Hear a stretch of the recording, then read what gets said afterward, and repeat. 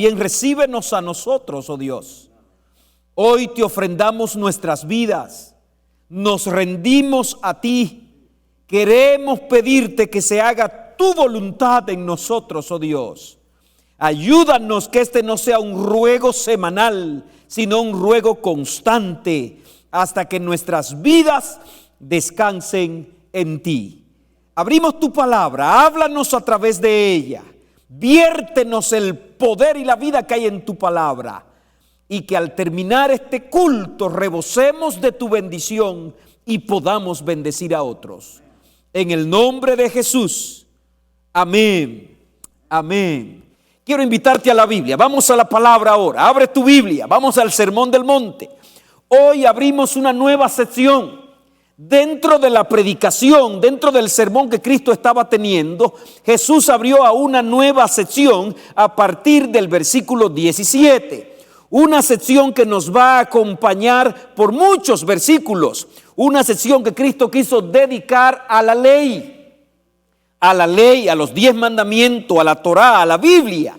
Y yo quiero invitarte a que miremos esa porción, empezando con el tema de hoy, y quizás me va a tomar unos 5 o 6 temas más para salir de esta sección de la ley o de los mandamientos de Dios. Yo quiero invitarte a que venga con nosotros y hoy te conecte y cada sábado te conecte para seguir con nuestra sección. Si no me equivoco, estoy presentando hoy el tema número 11 del Sermón del Monte. Al final todos están quedando allí guardados, que si quieres seguir la serie puede ir si te falta un mensaje y participar de manera especial. Pero al fin de cuentas no es solo para que sea un oidor, no solo debemos ser oidores de la palabra. El llamado es a ser hacedores de la palabra. Hay bendición para el que oye, pero la Biblia dice que hay más bendición para los que practican las palabras escritas aquí en la palabra de Dios. Iliana, saludos. Iliana Gómez me está saludando. Parece que no estaba aquí ahorita ella, pero qué bueno que tenemos deseo de saludarnos unos con otros. Vamos a la Biblia. Voy a trabajar con los versos 17 al 20. San Mateo 5, 17 al 20. Allí está Jesús. Allí está Jesús hablando. Existe un concepto teológico llamado antinomianismo. Antinomianismo. Así que aprendas esa palabra. Los adventistas no somos antinomianistas. La palabra anti quiere decir contra y la palabra nomos quiere decir ley. Así que un antinomianista es alguien que está contra la ley, en contra de la ley de Dios. La palabra anomia significa sin ley, sin control, sin restricción. Y así es como a la gente le gusta vivir. Anomia, sin ley, sin control, sin una regla para vivir. El antinomianismo empezó a propagarse desde los mismos principios de la iglesia primitiva. Desde los comienzos de la iglesia primitiva ya empezó a haber esa pugna entre la ley y la gracia, esa pugna contra la ley. No estoy de acuerdo a la ley. Incluso en la Biblia encontramos al apóstol Pablo lidiando con ese problema, mostrando que aunque la ley no me salva, la ley tiene un sitial, un lugar en lo que tiene que ver con nuestra vida como cristianos, en lo que tiene que ver con nuestra santificación y con nuestra vida para honrar y glorificar el nombre de Dios. Más tarde, en el siglo II, un personaje llamado Marción popularizó la creencia del antinomianismo. De hecho, Marción llegó tan lejos que Marción dijo que el Dios del Antiguo Testamento no era el Dios del Nuevo Testamento. Así que cuando usted oye esa frase, y a veces se discute, eso viene desde el siglo II. Ya para el año 130, 140, ya Marción tenía esta posición. Marción no podía conciliar al Dios del Nuevo Testamento con el Dios del Antiguo Testamento. No podía conciliarlo. Y entonces él era antinomos, antinomialista, antiley, contrario a la ley. Para los tiempos de la Reforma, Estoy hablando ya más reciente, te hablé del siglo II, 130 al 140 y tantos. Ahora te voy a hablar del siglo XVI. Para los tiempos de la Reforma hubo uno de los reformadores que era colega de Lutero, solía discutir con Lutero, pero luego se distanciaron porque él se hizo un antinomianista, alguien que no estaba de acuerdo con la ley. Cuando hablo de ley me estoy hablando de la ley de Dios, de la palabra, de la Biblia. El antinomianismo no es algo solo de ayer, de los comienzos de la iglesia cristiana y de los tiempos de la Reforma. Hoy el antinomianismo también se cuela en el mundo cristiano. No es raro que usted, estudiando la Biblia con alguien y hablándole de la importancia de guardar los mandamientos, le diga: la ley está abolida. No es raro, eso hasta cierto punto es antinomianismo. Muchas de las gentes que dicen esto no entienden lo que están diciendo, porque usted va a los mismos libros de su iglesia y va a encontrar que ellos aceptan la ley de Dios como vigente. La diferencia en el mundo cristiano no es si la ley de Dios está vigente o no, la diferencia es si hay mandamientos que fueron cambiados o no fueron cambiados. Pero la ley de Dios sigue vigente para todo el mundo religioso, para el mundo cristiano. Hoy yo quiero mirar esa porción de Mateo 5, los versículos 17 al 20. No penséis que he venido a abolir la ley o los profetas, dijo Jesús. No he venido a abolir, sino a cumplir. Porque de cierto os digo que hasta que pasen el cielo y la tierra, ni una jota, ni una tilde pasará de la ley hasta que todo se haya cumplido. De manera que cualquiera que quebrante uno de estos mandamientos muy pequeños y así enseña a los hombres, muy pequeño será llamado en el reino de los cielos. Pero cualquiera que los cumpla y los enseñe, este será llamado grande en el reino de los cielos. Por tanto os digo que si vuestra justicia no fuere mayor que la de los escribas y fariseos, no entraréis en el reino de los cielos. Ahí está. Usted había leído este texto antes, quizás no sabía que era parte del Sermón del Monte. Es uno de los grandes dichos de Jesús, de las grandes expresiones de Cristo para afirmar la ley, para colocar la ley. Y para los antinomianistas, este es un texto que es un clavo en el zapato. A veces no hallan cómo explicarlo. ¿Cómo decir que Dios es contra ley? Y ahora tienen que mirar este texto al punto que algunos han llegado a decir que eso no pudieron ser palabras de Cristo. Algunos llegan a decir, como con el texto del sermón pasado, algunos llegan a decir que son palabras que Mateo puso en las bocas de Jesús, pero es todo una total contradicción, porque en los textos siguientes Cristo se va a dedicar a exaltar y a levantar la ley de Dios. Quiero regalarte 3 puntos. ¿Estás allí para coger los 3 puntos? 3 puntos te voy a regalar. Me gustaría que esté listo para tomarlo. Primer punto: Jesús y la ley. ¿Cómo Cristo se comportó ante la ley? ¿Lo tienes allí? Vamos a desarrollar ese punto. Punto número 2, la permanencia de la ley. O en un lenguaje más incómodo, la inmutabilidad de la ley, la invariabilidad de la ley. Y punto número 3, bendiciones que Dios promete para los que obedecen su ley y los que la enseñan. ¿Lo tiene ahí los 3 puntos? ¿Lo tiene? A ver, número uno, Jesús y la ley. Número dos, la invariabilidad de la ley. Y número 3, las bendiciones que Jesús promete a los que viven y enseñan la ley o la palabra de Dios. Vamos adelante. Yo quiero pedirles que me pongan el chat. Ahí yo tengo el texto, pero pueden ponerme el chat. No se preocupen. Pueden ponerme el chat. Cuando yo digo el texto lo ponemos y seguimos con el chat, porque así yo puedo ver a mis hermanos que están ahí participando con nosotros activamente del mensaje de hoy. Los rabinos judíos, vamos a hacer un poquito de historia para que podamos poner la mesa para el sermón. Los rabinos judíos habían sumado a la ley lo que ellos llamaban las tradiciones de los ancianos.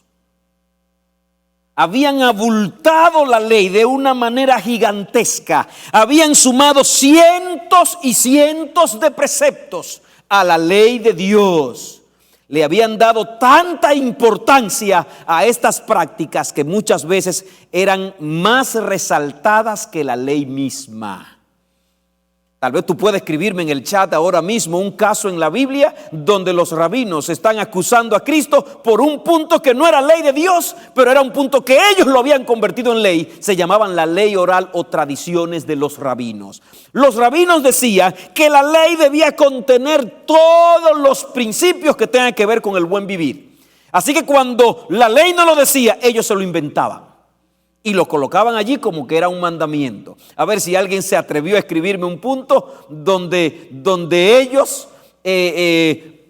inclusive presionaron a Jesús. ¿Tú recuerdas ese momento? Pues le voy a dar chance a ustedes. Lavarse las manos, dice Mabel Pérez. Correcto, hubo un momento que quisieron juzgar a los discípulos porque comían sin lavarse las manos. Lavarse las manos es bueno para la salud, pero no porque sea un mandamiento moral ni que tenga que ver con tu salvación. Otro más, sanar a un enfermo en sábado. Sí, a Jesús lo juzgaron. Los principios de la ley moral, ya que pone ese punto la hermana Carla allí en el chat, los principios de la ley moral decían que tú podías atender los principios o las tradiciones de los rabinos. Decían que tú podías atender a un enfermo en sábado, pero no podías ni mejorarlo, podía atenderlo para que no empeore, pero no para que mejore.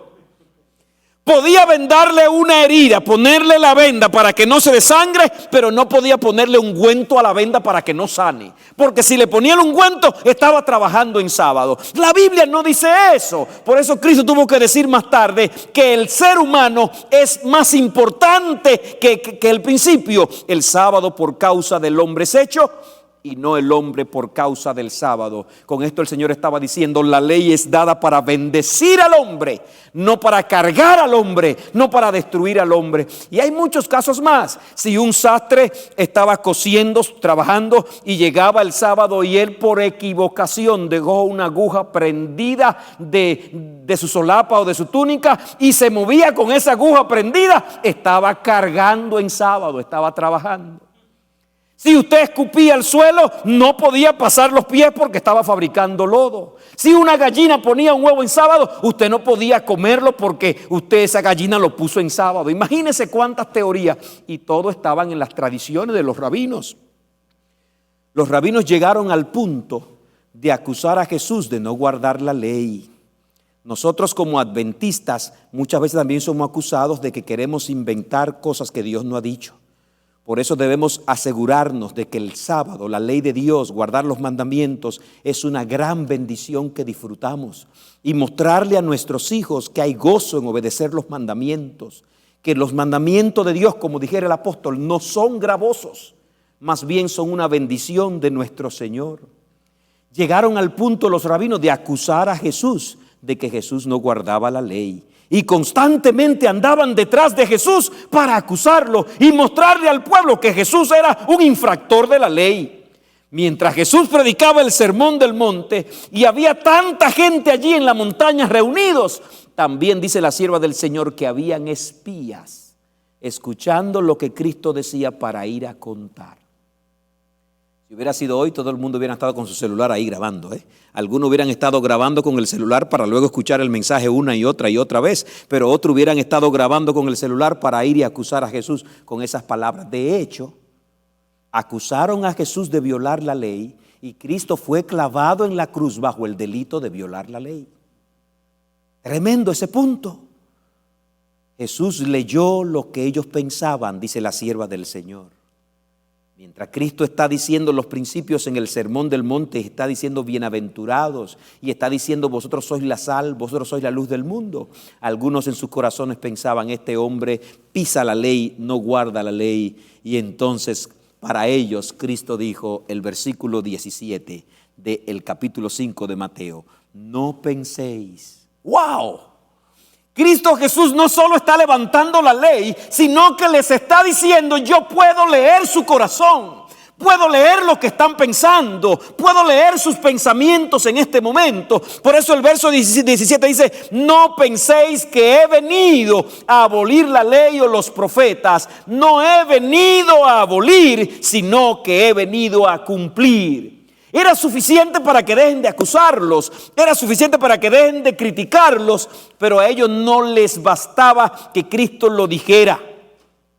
Si Cristo se enfrentó constantemente a este grupo religioso de los rabinos y los ancianos, no fue porque Cristo violara la ley de Dios, sino porque Cristo no le ponía caso a sus tradiciones y ritos inventados por ellos. No penséis que he venido a abolir, dice alguna versión. Otra dice, no penséis que he venido a abrogar la ley. La palabra abolir viene del griego katuo.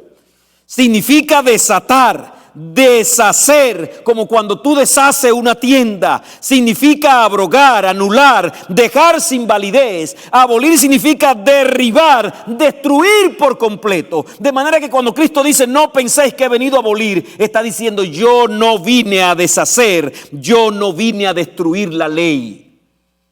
El punto está claro, así que si alguien me está escuchando que tenía dudas, no, Cristo no vino a destruir ni a deshacer la ley. No penséis que he venido a deshacer la ley. Ahora usa la palabra ley, ya yo te dije lo que significa la palabra ley. ¿Te acuerdas cómo se dice ley en griego? Nomos. Cristo se está refiriendo a ley y dijo nomos. Cuando dijo ley, ¿a qué ley se estaba refiriendo? No penséis que he venido a abrogar la ley. ¿A qué ley se estaba refiriendo? ¿Ah? Anímate a escribirlo allí en el chat también. Ustedes están aquí sentados, pero pueden usar el chat. A los 10 mandamientos me dicen aquí sentados. Cuando Cristo dijo, no penséis que he venido a abrogar la ley, ¿a qué se está refiriendo? En la Biblia la palabra ley tiene una connotación amplia. Y cuando tú lees ley en la Biblia, debes detenerte a mirar para entender qué connotación tiene. Y aunque todas se relacionan, pero tiene una connotación amplia, puede estar hablando específicamente de un asunto o puede estar hablando de un conjunto de cosas. Yo puedo encontrar en la Biblia 4 maneras de la Biblia referirse a la palabra ley. ¿Cuántas? 4. Y vamos a ver a qué Cristo se está refiriendo cuando dijo, no penséis que he venido a abrogar la ley. La primera cosa a la que tú puedes referirte cuando usa la palabra ley es a los 10 mandamientos. Los 10 mandamientos son la suma por excelencia de la ley de Dios. Es la ley moral. De hecho, de todos los mandatos y leyes que Dios diera, la única porción que Dios mismo la escribe y la escribe en piedra y la entrega al pueblo son los 10 mandamientos. De manera que la suma, lo máximo de la ley de Dios son los 10 mandamientos. Interesante. Número 2, cuando Cristo se refirió a la palabra ley, no penséis que he venido a abrogar la ley, Cristo se podía estar refiriendo a los 5 primeros libros de la Biblia que se llaman Pentateuco y que el hebreo le llamaba la Torá. También le llamaban los 5 rollos. Para los hebreos, los primeros 5 libros de la Biblia contenían los mandatos de Dios. La Torá. La Biblia hebrea estaba compuesta por la ley, por los profetas y por los escritos. Así la dividían ellos: ley, profetas y escrito. Ley, los primeros 5 libros de la Biblia.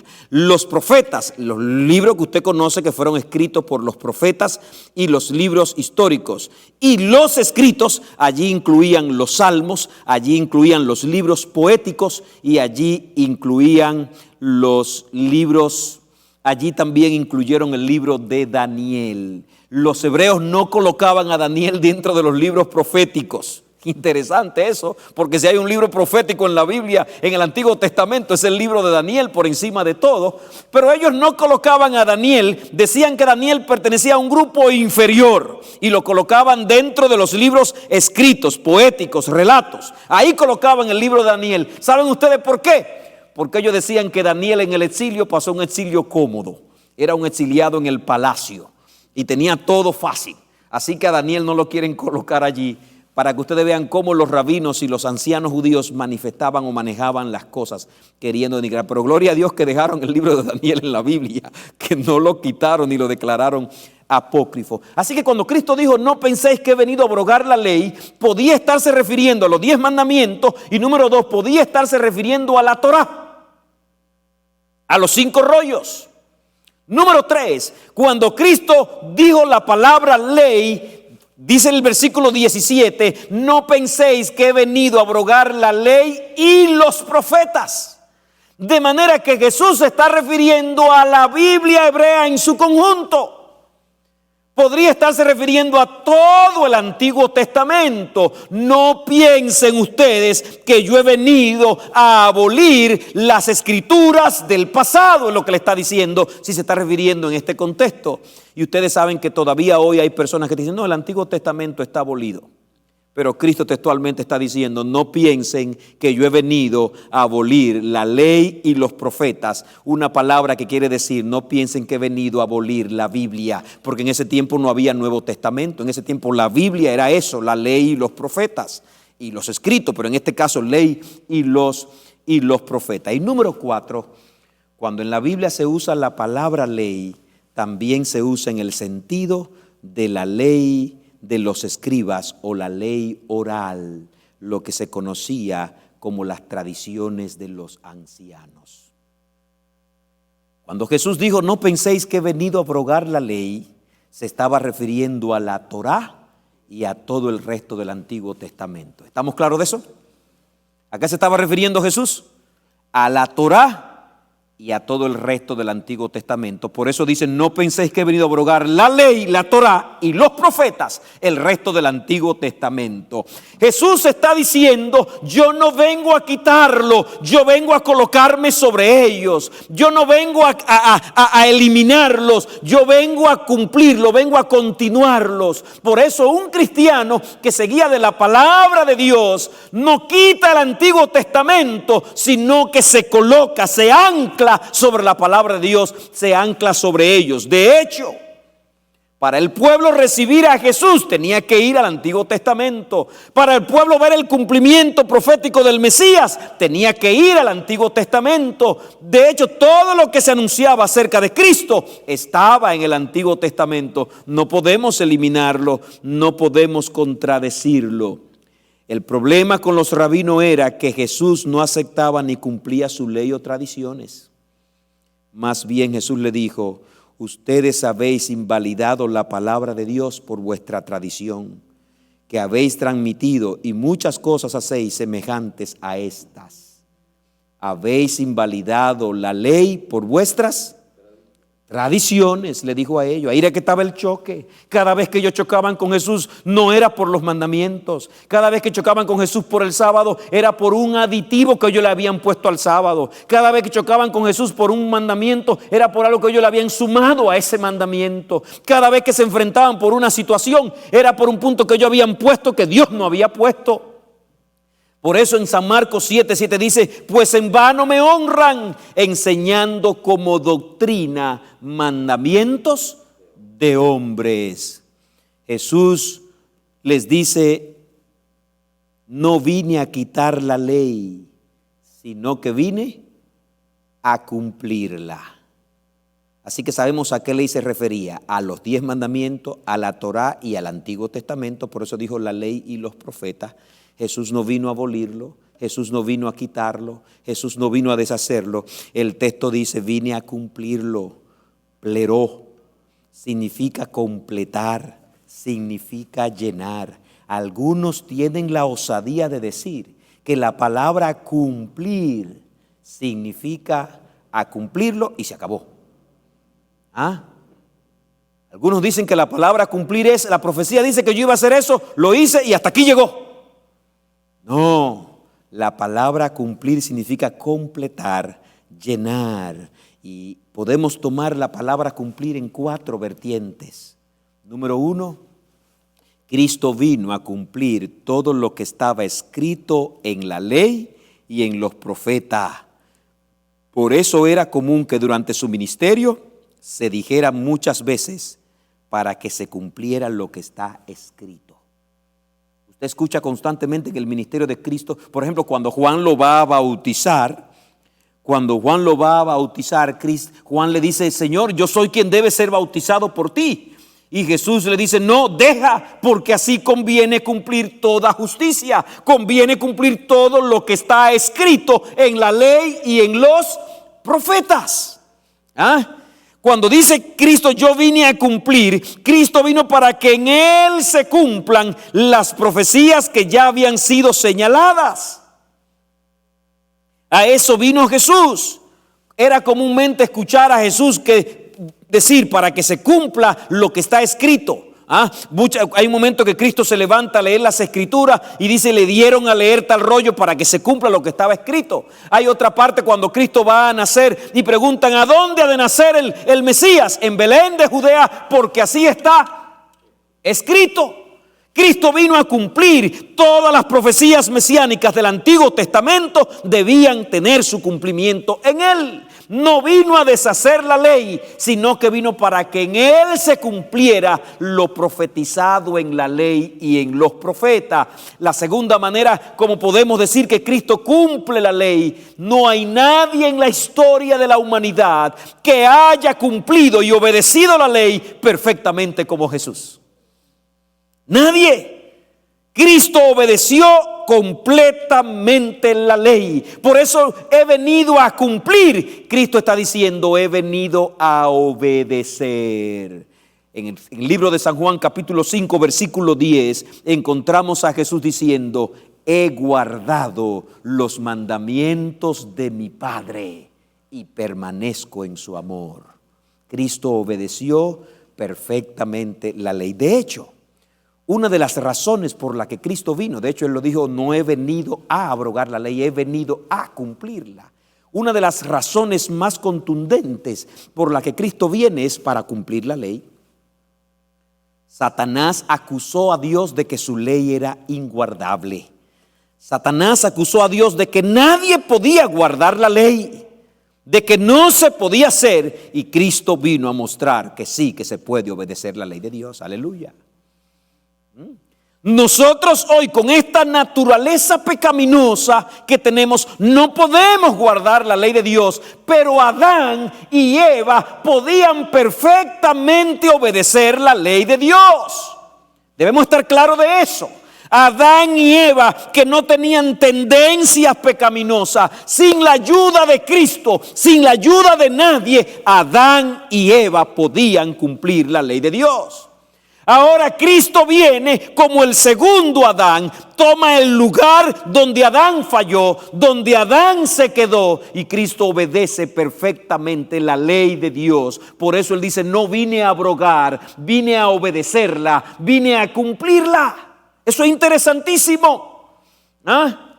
Ahora tú dirás, y yo, pastor, y nosotros ahora que somos pecadores, nosotros hoy, si bien es cierto, no tenemos la ventaja de Adán, que Adán no tenía pecado ni naturaleza pecaminosa, nosotros estamos en desventaja con Adán. Nosotros tenemos una ventaja sobre Adán, tenemos la gracia de Cristo con nosotros, tenemos el poder de Cristo con nosotros, y Cristo toma su justicia. De hecho, justicia es obediencia perfecta a la ley de Dios.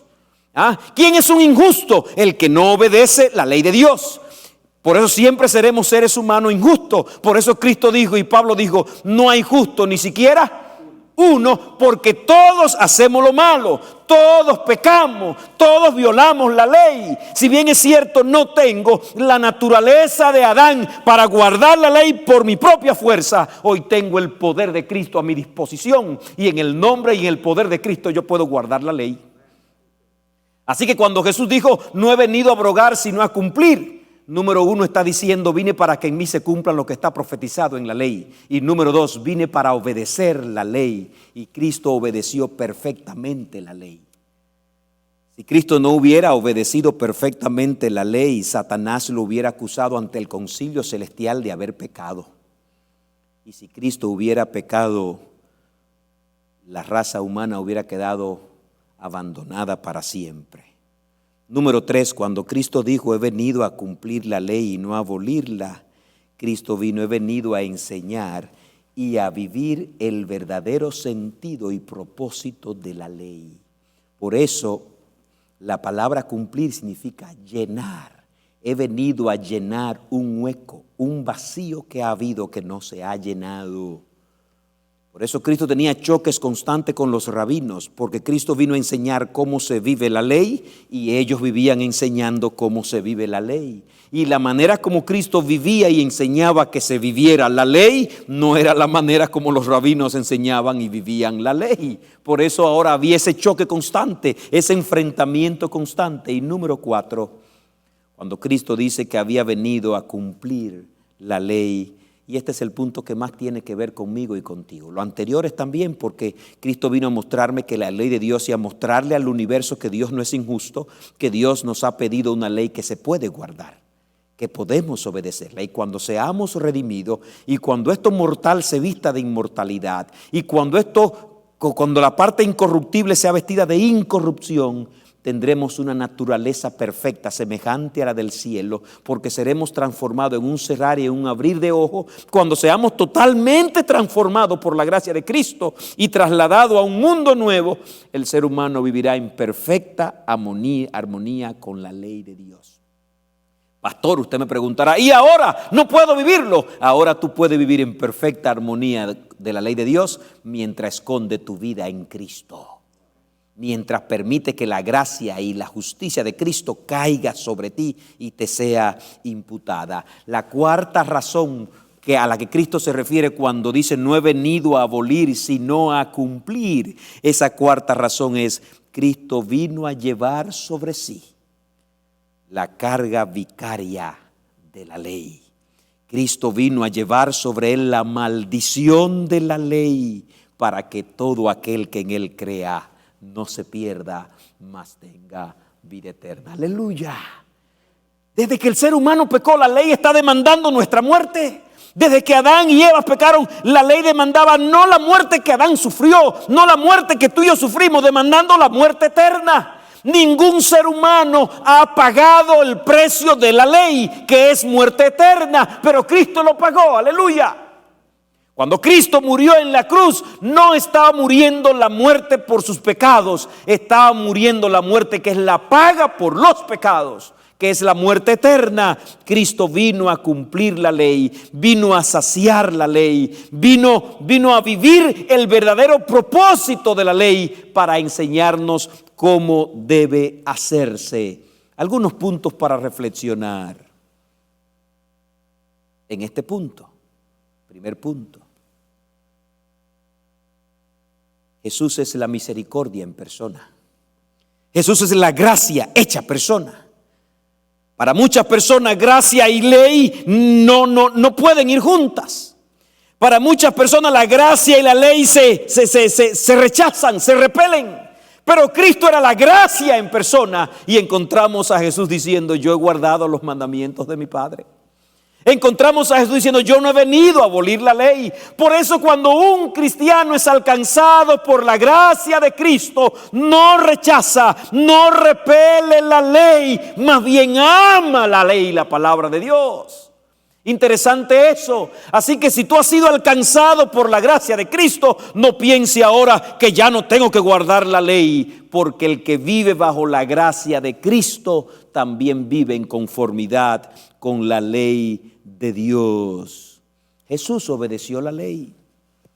En el momento de su bautismo le dijo a Juan: cumple la justicia. Y a uno que vino a preguntarle ciertas preguntas, Jesús le dijo: ¿cómo lees? ¿Qué está escrito en la ley?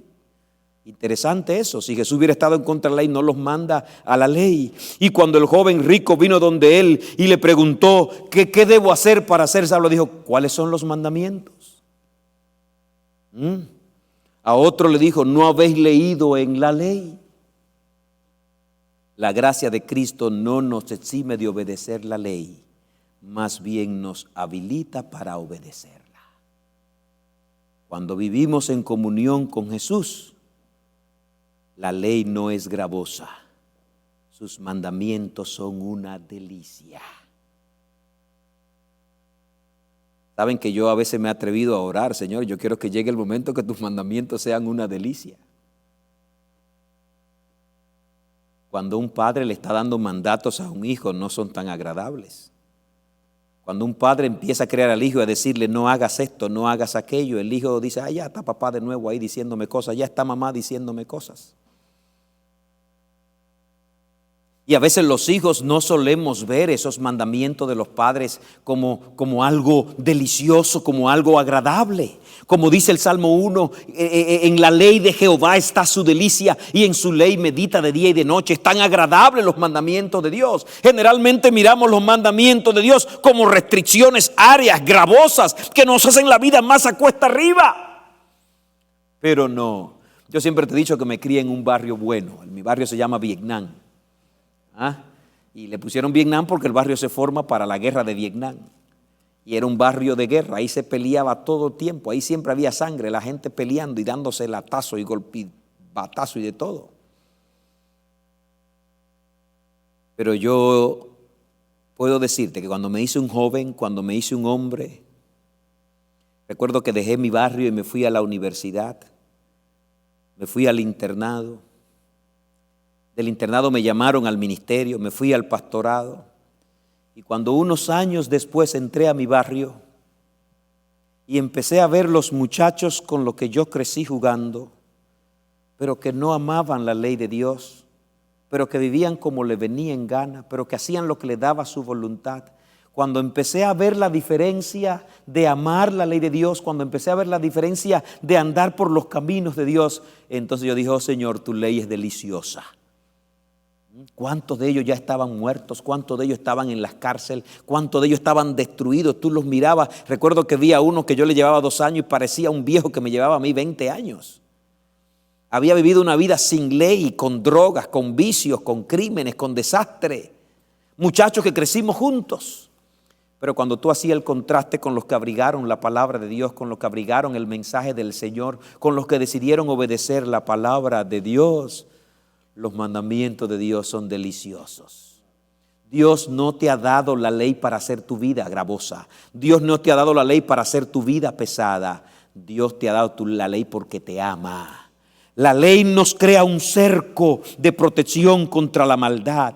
La ley nos crea un cerco de protección contra el dolor. La ley nos crea un cerco. De hecho, la Biblia misma usa la figura de que la ley es como una cerca, como un vallado, como una malla protectora que nos guarda. Muchachos que me escuchan, la única manera como puedes guardar tu camino, como puedes proteger tu futuro, es amando la ley de Dios. La ley no me salva, pero la ley me protege. La ley no me salva, pero me advierte el peligro. La ley no me cambia, pero me muestra al que me cambia. Aleluya.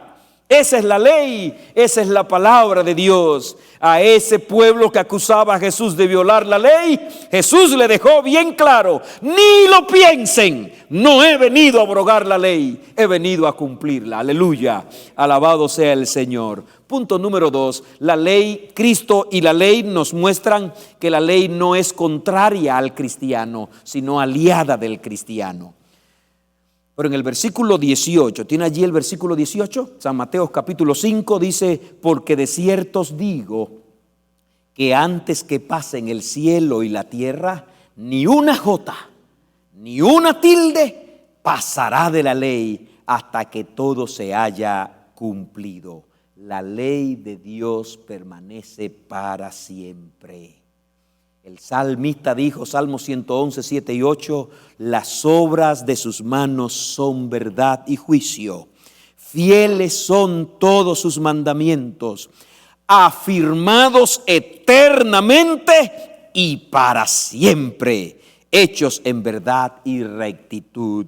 Los mandamientos no fue un proyecto de Dios. La ley de Dios no fue un plan por unos meses, unos años. La ley de Dios es eterna, creada eternamente y para siempre. Así que más nos vale que aprendamos a amarla, más nos vale que aprendamos a quererla, más nos vale que aprendamos a vivir en conformidad con la ley, porque ella vino para quedarse, ¿saben? Ella no vino para ser transitoria. La ley de Dios es eterna. La ley de Dios es perfecta. Eso dice el Salmo 19. La ley de Jehová es perfecta, que convierte el alma. Y si es perfecta, no hay que cambiarle, ni quitarle, ni añadirle, ni ponerle. Cuando una cosa es perfecta, no le ponga más porque lo daña, ni le quites porque lo daña. Pero yo he aprendido en cálculos y en matemáticas que lo perfecto del ser humano no es tan perfecto.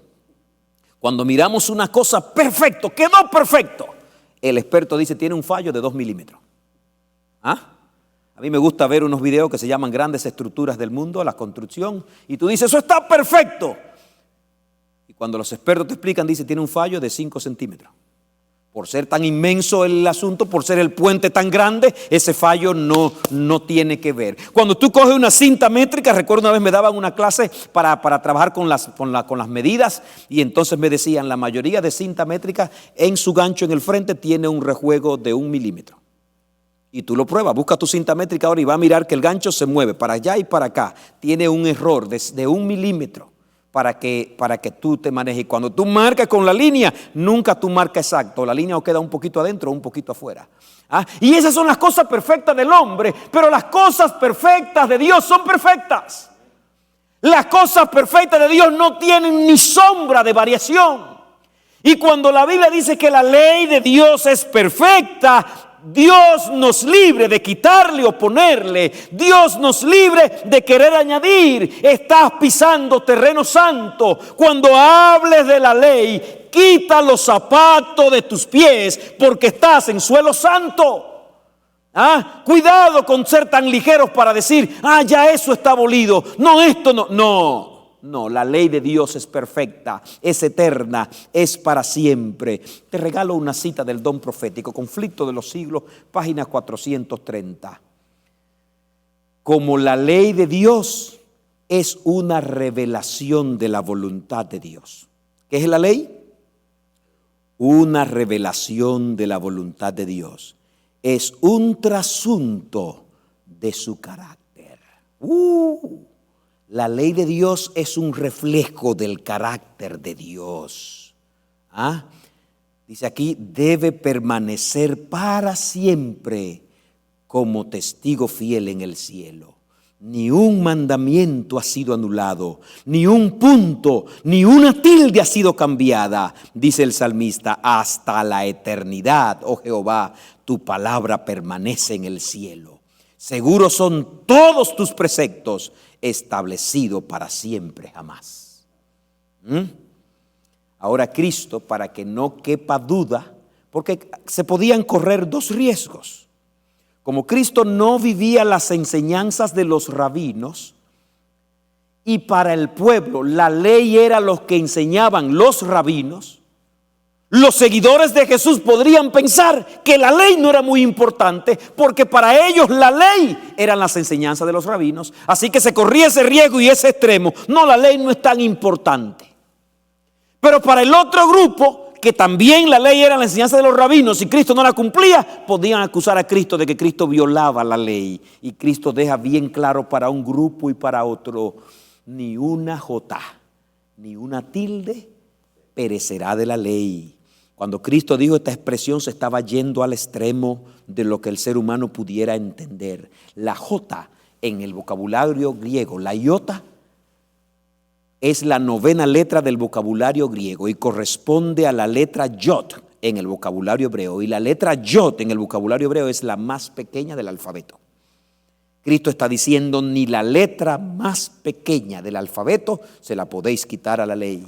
Y cuando dijo una tilde, kraia, estaba usando una expresión aún más ínfima y pequeña. Cuando tú revisas el alfabeto griego o el alfabeto hebreo, vas a encontrar que estos lenguajes, más que el español, mucho más que el inglés, tiene acentos, tildes, apóstrofe y marcas.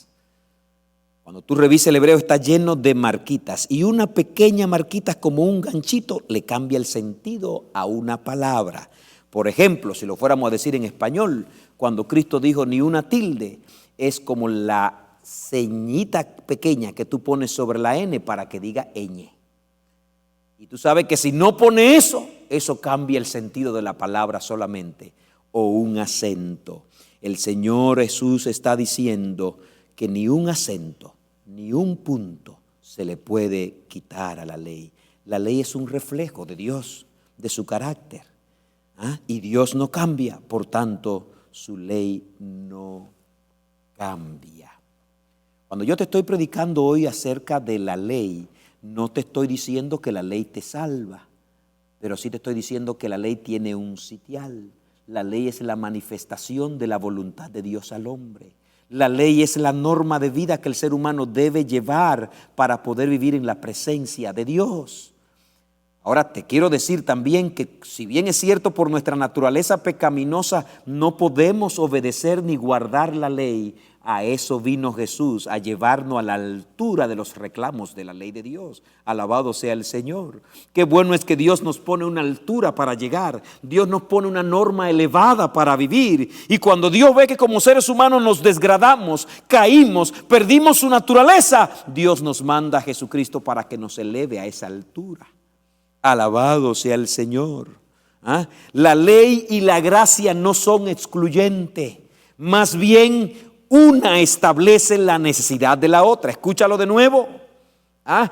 Yo no sintiera necesidad de gracia si primero no he sentido sobre mis hombros el peso de la ley. De hecho, muchas veces no aprecio la gracia de Cristo y su perdón porque nunca me sentí acusado a muerte por la ley. Lo que hace que yo ame a Jesús con todo mi corazón y lo agradezca es cuando yo entiendo que la ley me condena a muerte y a perdición eterna. Por eso la ley y la gracia no se excluyen, se complementan. Una hace necesaria la otra. La ley es tan sagrada para el cielo, es tan sagrada para Dios, que Cristo vino a morir porque la ley demandaba muerte. Dios tenía dos opciones: o eliminaba la ley o alguien pagaba.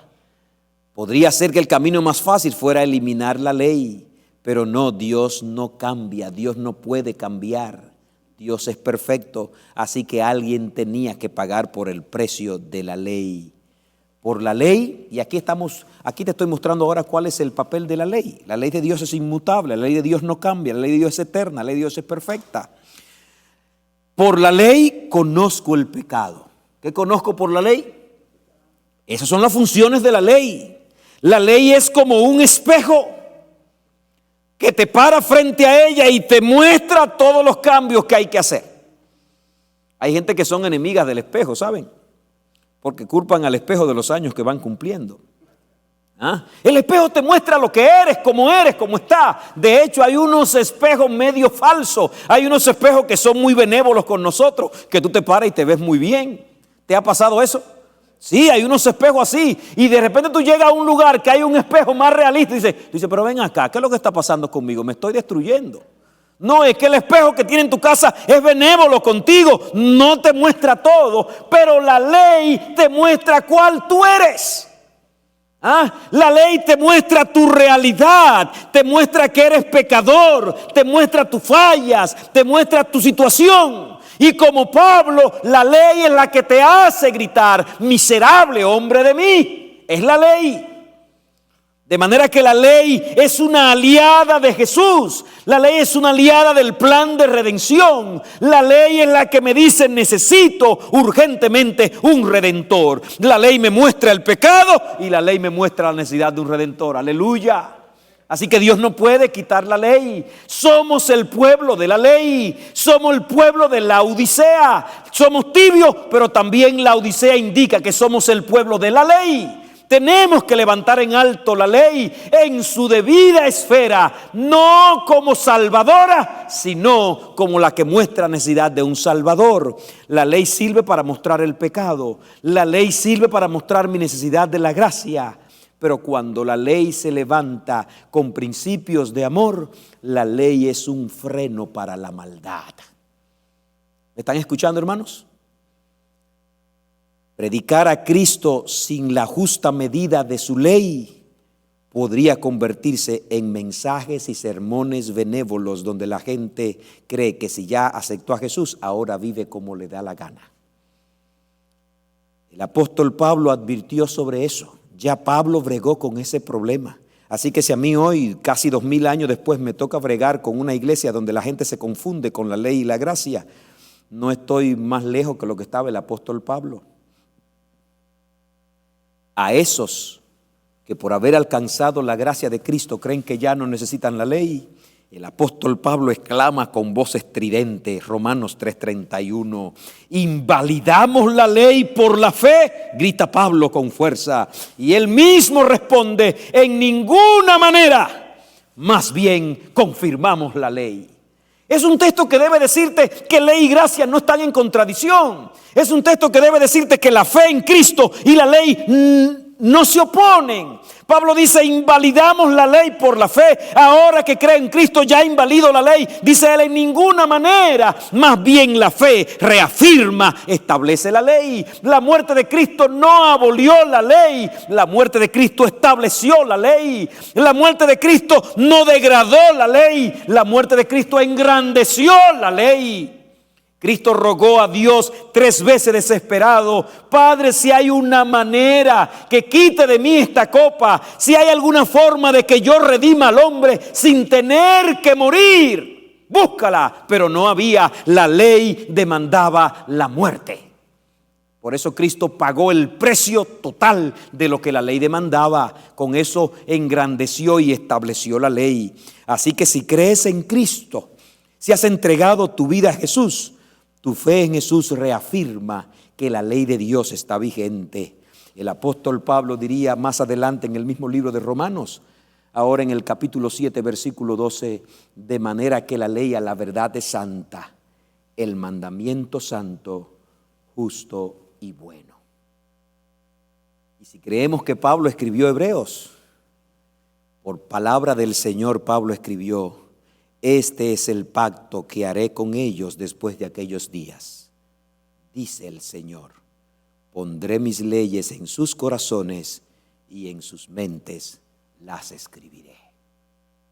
Cuando nos entregamos a Jesús y nos mantenemos conectados a Jesús, Jesús graba la ley en el corazón, en nuestra mente. Y ahora en nuestro andar, en nuestro ir y en nuestro venir, no tengo que abrir la Biblia para saber lo que es malo. Cuando vivo en plena armonía con Dios, el Espíritu de Dios escribe sus mandamientos en mi corazón y en mi mente. Y en mi andar soy conducido por el Espíritu de Dios para andar en obediencia a Dios. Necesitamos la ley para que nos muestre la voluntad de Dios. ¿Necesitas la ley? Con razón el salmista decía, en su ley medito de día y de noche. Cuando una persona deja de venir a la iglesia, tengo un libro viejo, muy viejo, me da trabajo leerlo, ¿saben? Yo no soy tan bueno en inglés, leo inglés, pero está escrito en un inglés muy arcaico. Es un libro que se escribió hace más de 100 años. No lo han actualizado en el inglés. El libro se llama El poder del púlpito, el poder de la predicación. Y uno de los puntos que resalta ese libro es que el púlpito es un freno para la maldad de las ciudades y de los pueblos. Cuando la palabra de Dios es predicada en el púlpito, el que la oye le pone freno a su maldad. ¿Cuántas personas han venido a la iglesia preparándose para un crimen y al escuchar la palabra, el crimen no se ha cometido? Aleluya.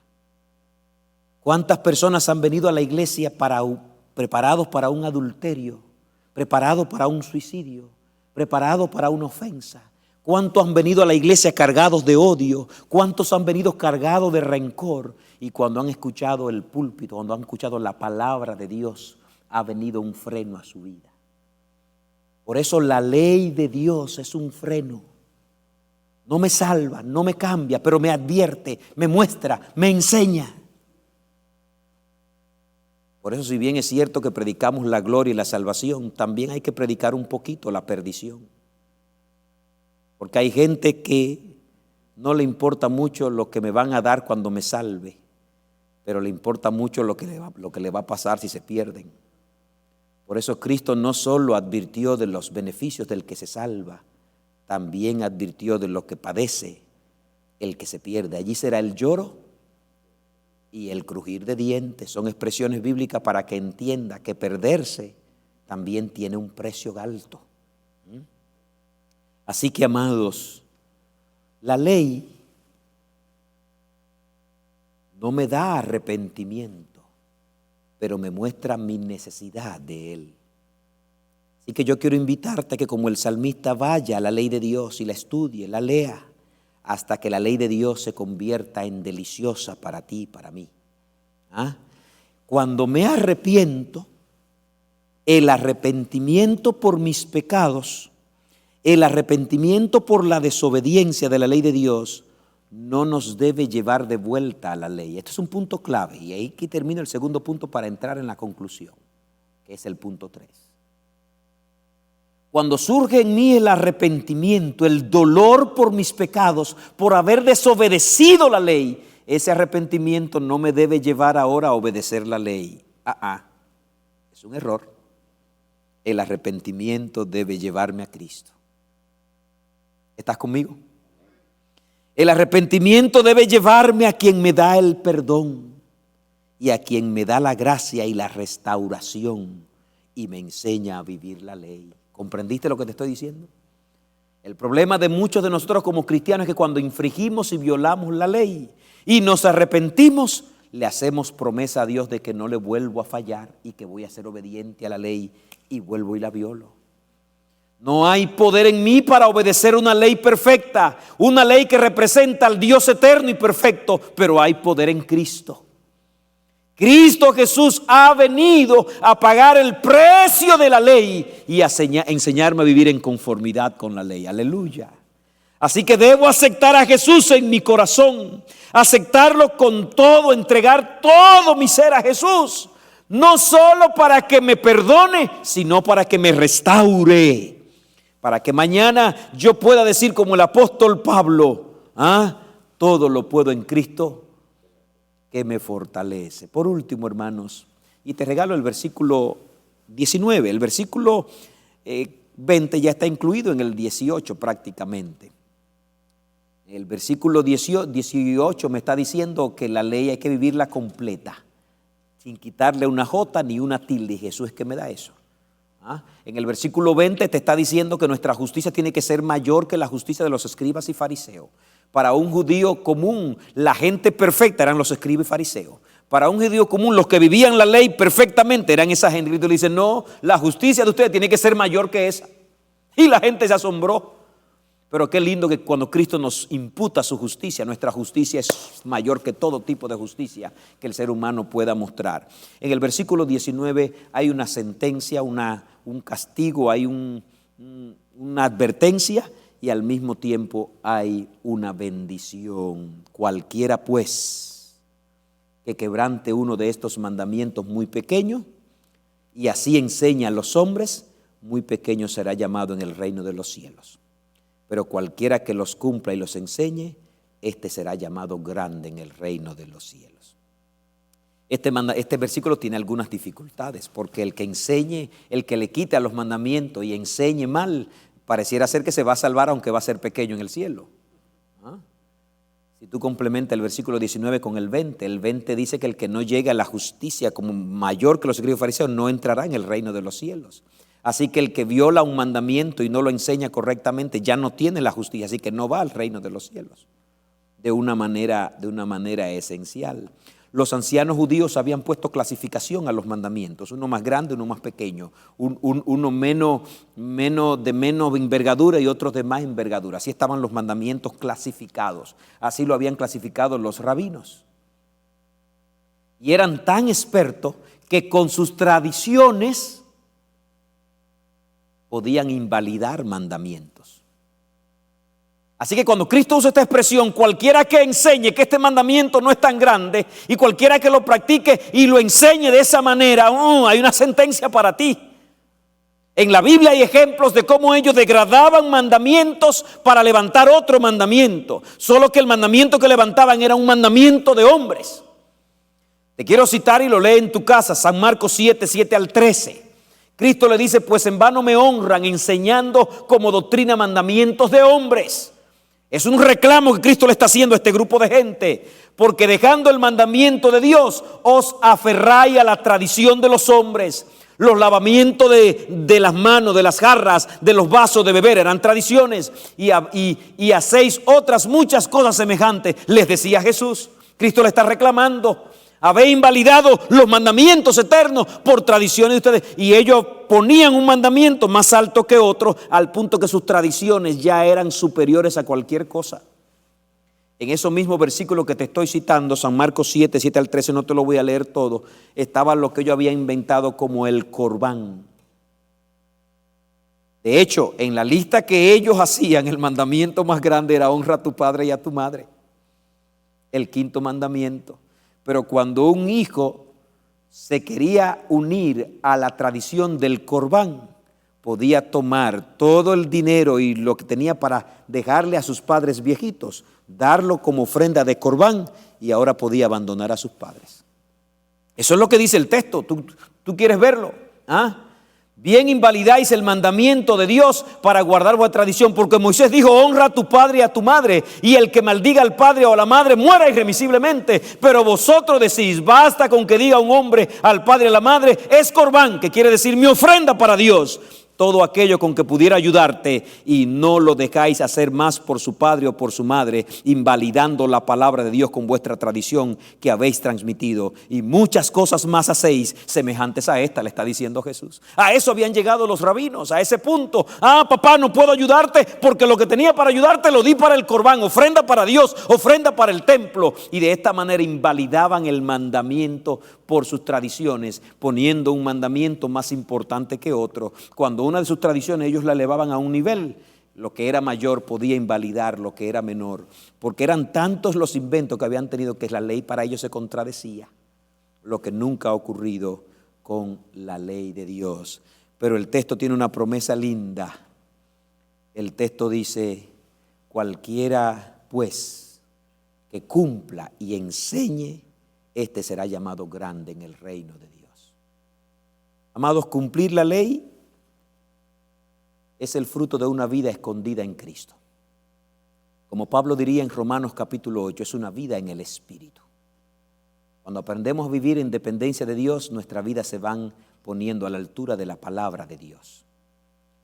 Cumplir la ley no es algo de lo que te vas a jactar, es algo que siempre vas a agradecer, porque será una obra de Cristo en ti. Y si además de cumplirla, porque Cristo está en ti, también la enseña, el Señor te tendrá un lugar distinguido en el reino de los cielos. Yo quiero animarte a que enseñes la palabra. Se la enseña a tus hijos, se la enseña a tus descendientes. De hecho, el Señor mandó: se la repetirás a tus hijos al acostarte, se la repetirás al levantarte, la escribirás en el dintel de tu casa, se la repetirás por el camino, se la vas a repetir en todo tiempo, se la pondrás por lumbrar en su cabeza. En otras palabras dice: átalas a tu cuello, escríbela en la tabla de tu corazón, ponla como frontal entre tus ojos. Porque cuando la palabra de Dios, la ley de Dios es repetida, estamos estableciendo principios para nuestros hijos y para las generaciones. Y más cuando aceptas a Jesús, ya has aprendido que si bien es cierto no tengo la naturaleza para obedecer la ley, en Cristo la puedo obedecer. Alabado sea el Señor. Hoy yo quiero pedirle al Señor que la gracia de Cristo me cubra. ¿Quieres pedirle eso a Dios? ¿Quieres pedirle a Dios que la gracia de Cristo te alcance? ¿Quieres pedirle a Dios que en tu vida la ley y la gracia no sean discordantes, sino que una fortalezca a la otra? ¿Quieres pedirle eso a Dios? ¿Quieres pedirle a Dios que ponga ante ti constantemente la luz de su palabra? ¿Quieres pedirle a Dios que ponga delante de ti siempre la luz de sus mandamientos, pero que sea un medio para ir a Jesús constantemente? Que la ley sea un medio para mirar qué tan lejos estás y pueda acercarte a Cristo constantemente por la gracia. ¿Quieres pedir eso? Vamos a cantar este canto. Que este canto sea nuestra oración, que este canto sea un ruego a Dios, y que confiemos que Dios nos bendice. Vamos a estar de pie. Si está allí en tu casa, participa con nosotros y conviene este cántico en una entrega, en un ruego especial a nuestro Dios. Vamos a cantar. Ahí viene nuestro canto. Puede lanzarlo, yo puedo verlo aquí en la pantalla.